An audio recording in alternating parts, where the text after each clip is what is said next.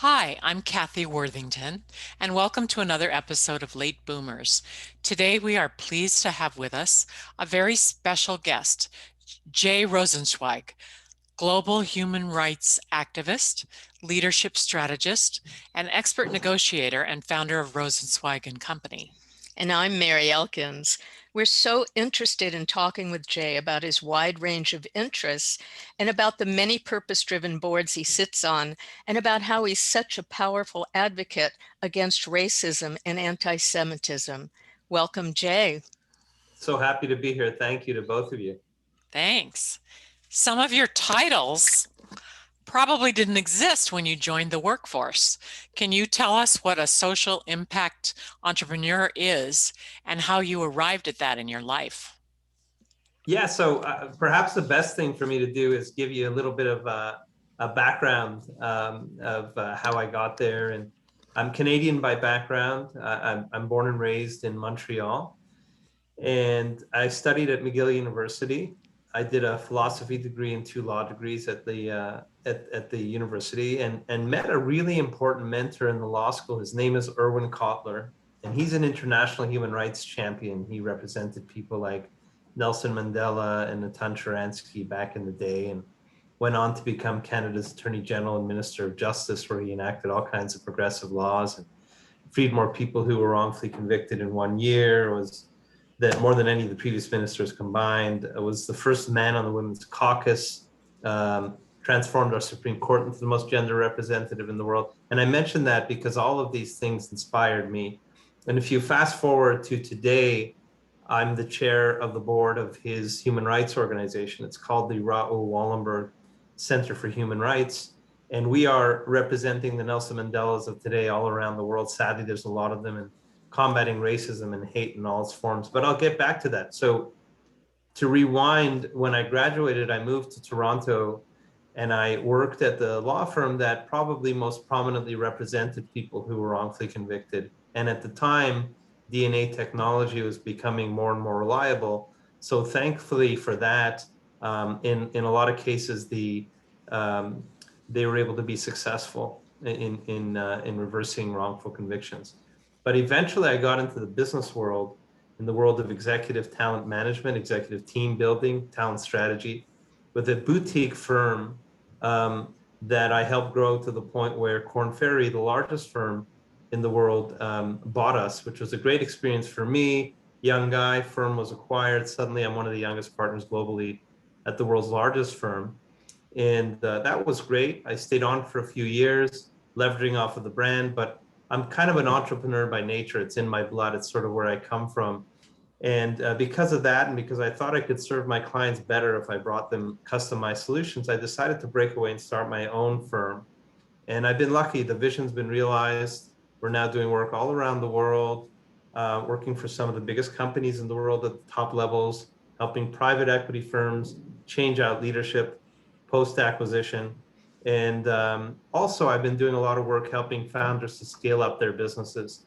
And in that regard, I'm not only helping them with things like team building and talent strategy, but also just given all the connections I've been so fortunate to have been able to develop over the years, I'm helping them with things like fundraising and business development and just overall strategic and operational advice. And it's gotten to the point now where I'm on the advisory board of dozens of businesses, mostly across California, New York, and Toronto. We've had some amazing exits. We're on the verge of IPOs and exits moving forward.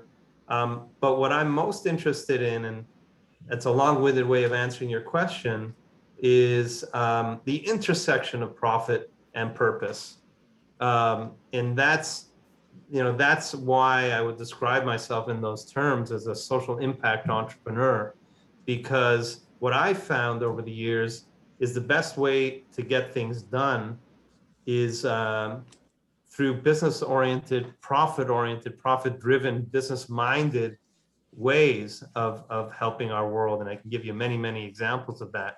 So not only am I in the philanthropic world and in the business world, but I get and derive great joy in combining the two. And I find that's where you could affect the most possible change. That's very, very Great. impressive.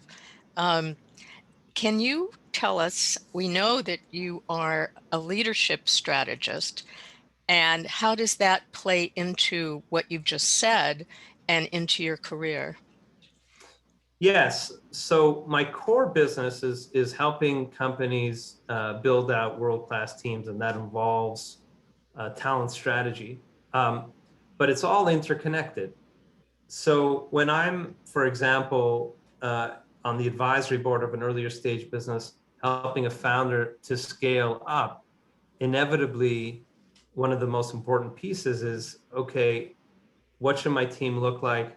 When should I begin bringing in C-level, what they call C-level executives, chief financial officer, chief operating officer, chief technology officer, at a certain point in time, even chief executive officer. So very naturally, as I have shares in and am advising businesses, the business ultimately will funnel back into my core area of expertise in business, which is the recruiting side. But even on the more senior, the more mature businesses, like the big multinationals, $60 billion financial services company approached me a while back to say, we need a head of digital reporting into the CEO. And we need a candidate who can play well in the corporate world and understands the complexities of the corporate world, but also has their finger on the pulse of the future of technology, the future of innovation. And my argument that I was able to make when pitching against my other big firm competitors was, I personally mirror that, given that I'm doing the corporate work and also have my finger on the pulse of early stage tech, and therefore would probably be best positioned to help you in that regard. So it's all interrelated and interconnected in ways that are both stimulating and beneficial to me, but also to the clients and founders that I help. Wow, that really explains it very well. Thank you. And you are also internationally recognized for your immersion in global human rights causes. What do you Mm-hmm. think are the greatest challenges facing the world today? Oh, there's so many. Unfortunately, the Uyghur tragedy in China is one that we've been advocating against. Um, Unfortunately, racism has been rearing its ugly head locally and globally. Anti-Asian hate is sadly on the rise. I mean, there's so many areas that need attention and support. What I've done is I'm on the board of um, an organization called Black North. So in the aftermath of the George Floyd tragedy, what happened was a good friend of mine, Wes Hall, a very successful business person here in Canada, decided to start an organization called Black North. And part of the purpose of the Black North Initiative is to empower those who've historically been blocked or disadvantaged, specifically the Black community. And we've gotten hundreds of Canadian companies to sign a pledge to do better as regards Black executives and their leadership ranks. Um, so what I've decided to do is combine forces and bring the Black community and the Jewish community together, given the fact that there's been a terrible rise in anti-Semitism as well. And we pulled together a statement and press release that the Jewish community and Black communities stand together in solidarity against anti-Semitism, racism, and hate in all its forms. And we look forward to all kinds of initiatives that we're working on together. We have a conference call tomorrow along those lines. So I think education and bringing people together and having those that have historically been discriminated against working together and not at cross purposes can be very powerful moving forward. That's a very good solution. Interesting view of Yeah. it.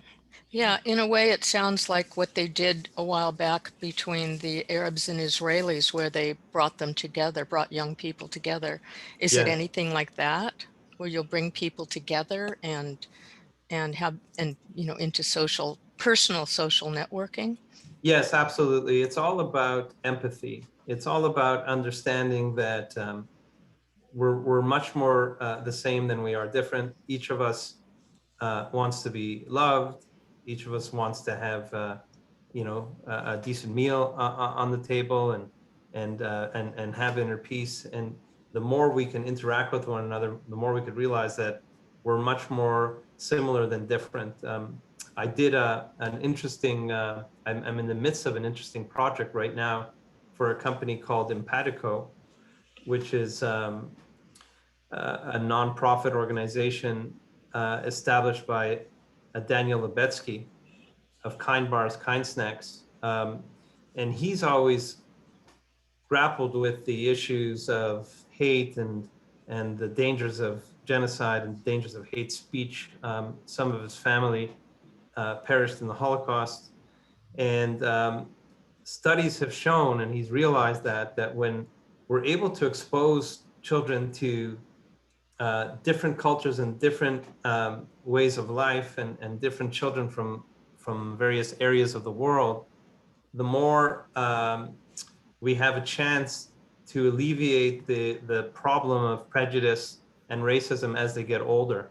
So the idea of Empatico is to link classrooms in various areas of the world studying common curriculum. So, for example, you could have a class hooked up from Brooklyn to a classroom in Nigeria, and maybe the topic is geography or something in common to the curriculum.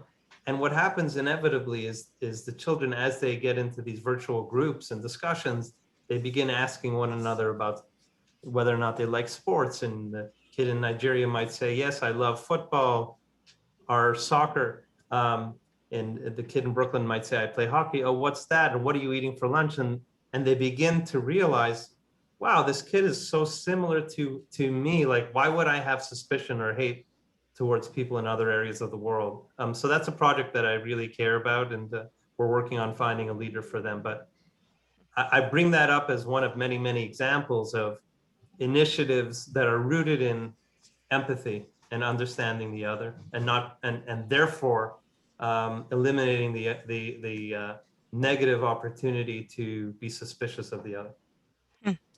Does empathy tie into negotiations with companies and people? For instance, how do negotiations with corporations or governments or individuals differ? I think negotiations is something that permeates all of our lives, and it boils down to the same principles. So the way I look at it is we're constantly, and it doesn't have to be adversarial, whether we realize it or not, we're constantly negotiating with our spouses, with our children, with our friends, with our business partners, with the corporates that we're serving. And again, you're right. The one common theme is I find that the most effective way to negotiate is to, first of all, use the concept of intersectionality, finding common ground. We can all agree on this, this, and this. I compliment you for caring about these various issues. I can completely understand why they're important to you. The following issues might be at cross purposes of what I'm trying to achieve, but I completely understand why they're important to you. And I'd be willing to compromise on these 2 points, which wouldn't be in my favor if you provide me this. But I think the old-fashioned notion that you slam your fist on the table and it's a zero-sum game, and you don't win unless you crush the other person, is a notion that's gone the way of the dodo bird, and I don't think it ever really was successful. Anything ego-driven, any win-lose kind of mentality, I think we've realized as we evolve as a society, doesn't serve anyone very well. Really, that's a very, very important point. Now, you've talked to us a little bit about the Black North Initiative and how it came to be. Tell us about the huge event that you just put together, which I think, because you're on the board for Black North, but you're on several other boards, and didn't you just do an event where you combine the forces? So we've combined forces. We've issued a statement, which I'd be happy to share with everybody, about our joint solidarity against anti-Semitism, anti-Black racism, and all forms of racism and hate. And we're planning to have a big event where we dive deeper into the issues and develop deliverables in terms of how both of our communities can work together and be educated against the tendency to off the cuff express tropes on either side, which both communities at certain points may not even realize that they're saying things that are harmful. But as the Supreme Court of Canada said years ago in a case called Keekstra, where a Calgary high school teacher was teaching out Holocaust denial, the fact that the Holocaust didn't happen, the gas chambers, the Holocaust didn't begin with the gas chambers.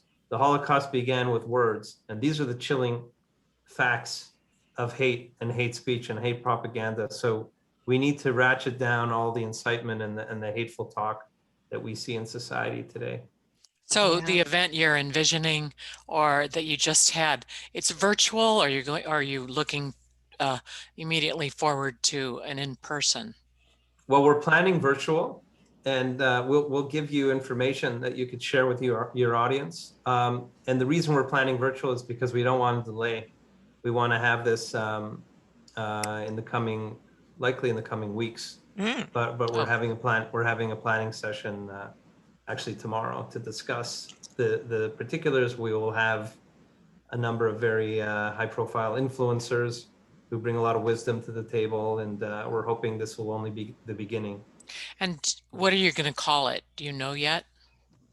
We haven't decided. No, we Oh, haven't decided yet. Yeah. okay. And it's global? It'll be global? It's a global movement, absolutely. And in fact, my mentor, Erwin Kotler, who's the international chair of the Raoul Wallenberg Center, who's board I chair, was recently appointed the envoy for anti-Semitism and Holocaust remembrance by our Prime Minister. And his role really has taken on a very global nature to it. And so we're looking forward to hopefully having a very positive impact on How do all of you this. get different countries interested? Well, we have been talking, for example, south of the border with our good friends here in the United States. And there seems to be a real welcoming of this kind of opportunity. Professor Kotler, in his international role, is speaking to envoys from countries all around the world. So I think that when you're able to connect on an issue that's so important, then that seems so reasonable. What we've been finding is that the level of enthusiasm is tremendously high. Yeah. I understand that you put out a report called the Rosenzweig report. Mm-hmm. Tell our listeners about it. Right. So in 2006, I began thinking about the inequities of women in business and women in leadership roles. And I decided that I'd look at, just to get a feel for the percentage of women in top roles here in Canada, that I'd look at the 100 largest publicly traded companies here in Canada, and all of the public companies need to disclose the compensation of their CEO, their CFO, and at least the next three highest paid executive officers. So essentially, I was looking at a pool of the 500 top jobs in Canada. And I decided to count one by one how many women are amongst these 500 roles. And what I found out was, I thought the number would be low. I didn't realize that the number would be that low. that the percentage of women in top jobs in 2006 was 4.6%. Ooh. Wow. Yeah, and that caused me to make a commitment from that moment on, that each and every year I would hold up a mirror to corporate Canada and present the facts as they are. I list each of the companies, which companies have women, who they are, who fell off from previous years. We slice and dice the stats, but it's all data driven. It's not opinion driven. And I've been doing that for the past 16 years. And what I've been doing for the past number of years is at the front of these reports, um, bring in allies who can participate in the report and provide comments and endorsements and words in order to amplify the discussion. So the past reports have had contributions and participation and comments and quotes from people ranging from our Prime Minister Justin Trudeau to Van Jones to Deepak Chopra, Lisa Milano, I mean, you name it, Andrew Yang, on and on and on. And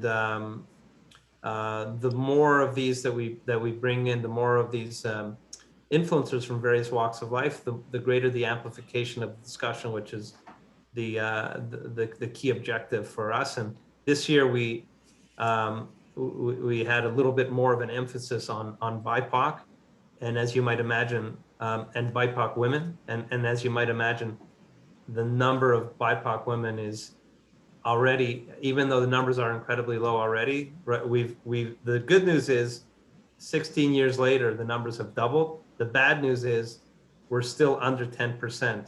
And as you might imagine, BIPOC women is within that pool of the small pool of women, the number is even much worse.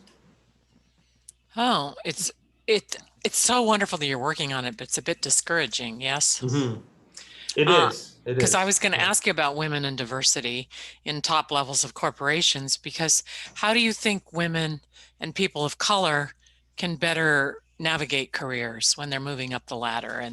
And how do you address this in your own executive search business? Well, there needs to be greater and greater systemic change. That's extremely important. There needs to be more of an understanding of childcare issues and the like. From a recruitment perspective, there's a number of methods that can be used. For example, the Rooney Rule is one of them, meaning you need to present at least one diverse candidate in your candidate pools, no matter what. There is something called diversity recruitment, which is a more sophisticated approach to recruitment. It's not about making compromises, but if a client says they absolutely need to hire a woman for a specific role, there's ways to specifically do diversity recruitment. But at the end of the day, we need greater recognition of some of the systemic issues that are holding people back, whether it's women or people of color or indigenous peoples, whatever it might be, so that we could create greater diversity around the table and greater inclusion. It's not only about diversity, it's about inclusion. It's one thing, I think it was a Netflix executive who said, it's one thing to be invited to the dance, it's another thing to be on the dance floor dancing, right? So, and there's a business case to be had. Logic would only dictate that if you have 10 70-year-old white guys around the board table deciding, what to do with a certain consumer product strategically, I think a lot would be missing. If the greater diversity you have around the boardroom table, the greater the creativity, the more ideas you will have, and the greater ideas and the greater the creativity, it stands to reason that the greater the bottom line results. Yeah, that really does stand to reason, especially on the part of consumers. Most consumers are women of all races and creeds. You've published a lot of papers, and you've published on the future of technology and the future of transportation. Where do you see those going? Wow. I mean, there's so many different ways I can answer those questions, but one project I'm a senior partner in is the Hyperloop Transportation Technologies project. And Ken's involved a little bit in that as well. Basically, Elon Musk came up with this idea to develop a new form of transportation, and essentially, it's magnetics and air pressure. Um, Used to be back in the day, people would send a letter from one floor to another in an office tower through this chute. It's the exact same technology. It's not a new technology. Um, but it's just being applied to the transportation sector. The cool thing about it is it's completely environmentally friendly. The thing would go the speed of sound. So you could probably go from LA to San Francisco through this Hyperloop system, should it ever be developed, in like a half an hour. Oh, So the implications for the price of real estate and where we live, and the benefits for the environment, it's just incredible. They say it'll be, of course, weatherproof, because it'll be in an enclosed structure. They say it'll be the safest mode of transportation and less expensive to build as opposed to high-speed trains. So that's one thing. But I think just generally, we're facing a potential crisis um, in terms of where technology is going moving forward. There's a lot of exciting technologies out there, and artificial intelligence and robotics, for example, are going to really transform our world in so many positive ways. But it will also eliminate a number of jobs. And then the question is, if that were to happen, like, if I have a child who's not sure what they want to do with their lives, and they're fortunate enough to be able to go to university, what should they be studying? And my perspective is, AI and robotics will be overtaking, and they already have in many respects, the human mind. um, so where do we pivot? Where can the humans differentiate themselves? And I say that the one place humans will always be able to differentiate themselves is their soul, their heart, their emotions. And that reads into areas like areas of creativity. So I feel that a philosophy degree, which I happen to have done, so it might sound self-serving, but an arts degree might in the future be more important than a science degree. So we need to Hmm. think, more artistically, perhaps, as a way to differentiate and to still have command over machines moving forward. So that's one way I would answer your question. But I mean, there's so many different things that I could discuss when it comes to technology. Oh, and I know, and you're rapidly becoming a super power when it comes to understanding technology. And I love that answer that you just gave, because I do on occasion worry about the artificial intelligence, because I have heard people discussing it, Musk among them. Elon Musk totally understands how they can replace human beings pretty rapidly. And I know he talked about building that Hyperloop in Los Angeles as a test, like to get to from the valley to the airport Mm-hmm, mm-hmm. in a couple seconds or minute or whatever. Yeah. Yeah, it's pretty crazy. So we're not at all involved with Elon. What he had done, as I understand it, is he did a white paper um, describing what this would look like, and he said, I'm busy with other stuff such as Tesla and SpaceX and whatever, but I challenged someone out there to go out and commercialize this. And so there have been a handful of leading businesses in this field really trying to push it, and one of them is the organization that I'm helping right now.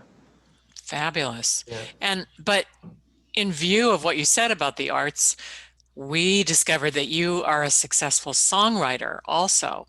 Now, has this always been a sideline for you? Is it a hobby? Do you have some songs that are published and recorded? What do you do with it?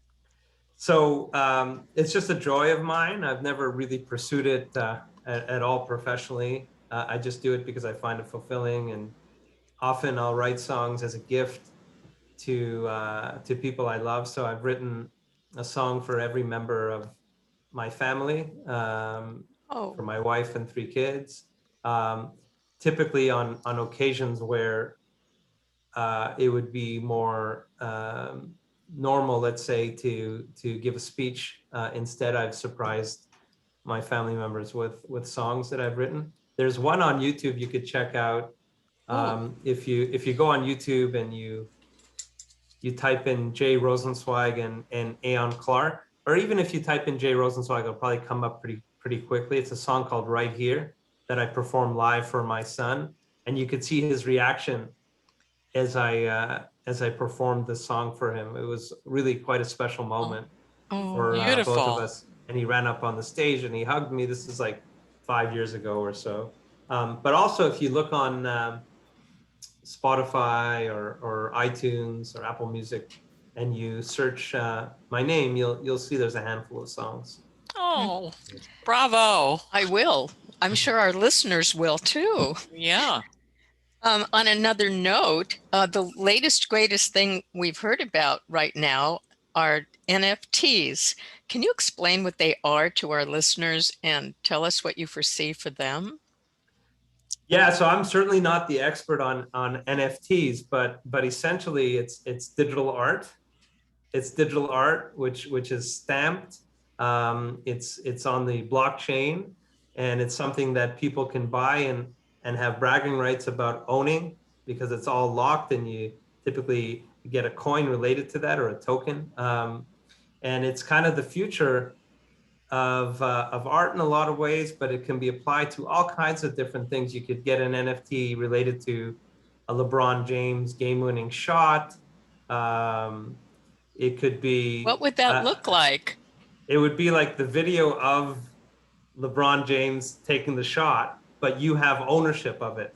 So, there's a lot of bragging rights related to that. The younger generations relate much better to the idea, of course, of being able to own something digitally, whereas we might think, well, I could just go on YouTube and see that very same shot, but you don't have the ownership of it, and it can then in turn be sold again, and it's like it's all the rage right now. It's a Would very, one very person cool. be the only owner, or would several people own it? I think what you can do is sell different pieces of the same art. It's a whole thing. And it's like I say, it's all the rage right now, and people are making tons of money off of it. Yeah, there's this guy Beeple who just sold an NFT for like $69 million, and I think either Christie's or Sotheby's was involved in the sale.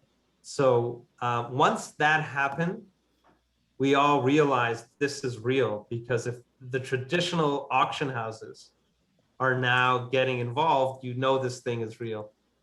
Yeah. One of the analogies that I kind of use is because it seems so bizarre. Why would I want to own something digitally? First of all, you can now with your phone, you can like flick it onto the wall, right, with a projector and say, hey, check out this cool piece that I have. I'm the exclusive owner for it. And it's stamped and it's 100% locked that it's yours.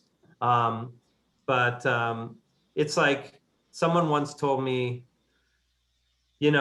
I used to love physical pictures, physical photos, and I would do these photo albums, and I had such great joy in like holding the physical picture. If someone would have told that individual 30 years ago, one day you're going to have a phone, you're going to take a picture, and photo albums are not really going to be much of a thing, and you're just going to show people on your phone the various digital photos, he would have said probably at that time, like, that doesn't sound good at all. Like, I don't think that'll ever be a thing. Well, that's a thing, right? So we're Yeah. just going to next levels of digital. And that's the way our world is going right now. Mm. But it's really exciting. If you look at offline, I'll show you some NFTs if you like. I mean, some of these NFTs are absolutely beautiful because they can be three-dimensional. There could be movement to it. There could be music, original music put to it. So there's something very, very special about this new trend that's emerging. Wow. Yeah. Some of our listeners may not yet be aware of one of the newest social network platforms called Clubhouse. And I know you're quite active with it now. And can you describe some of the benefits of listening and participating in this new audio-only platform? Yeah, so Clubhouse was brought to my attention a number of months ago. A number of my friends were trying to sign me up, and eventually I relented. And I actually find it extremely fascinating. It's kind of the next level of social media. So right now you have like Instagram and Twitter and Facebook, where you're able to direct message people, and your posts are able to have text. You type text, etc. But the idea of Clubhouse is there's no DMing, there's no typing, there's no text. You can't post anything.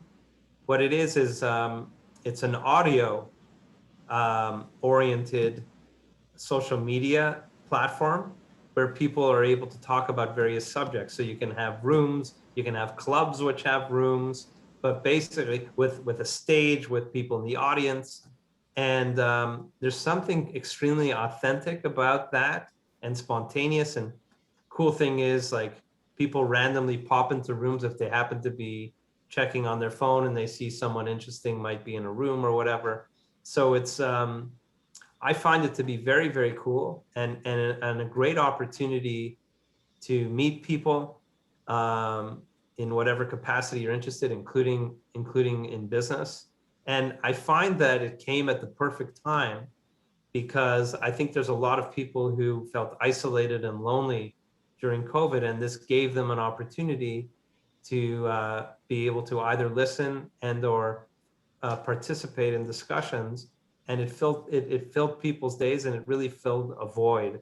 And the thing's really, really taken off. It's really quite amazing. It's only by invitation right now, but I believe it'll soon go public. And there's already millions of people on the app, and there will be gazillions when it goes public.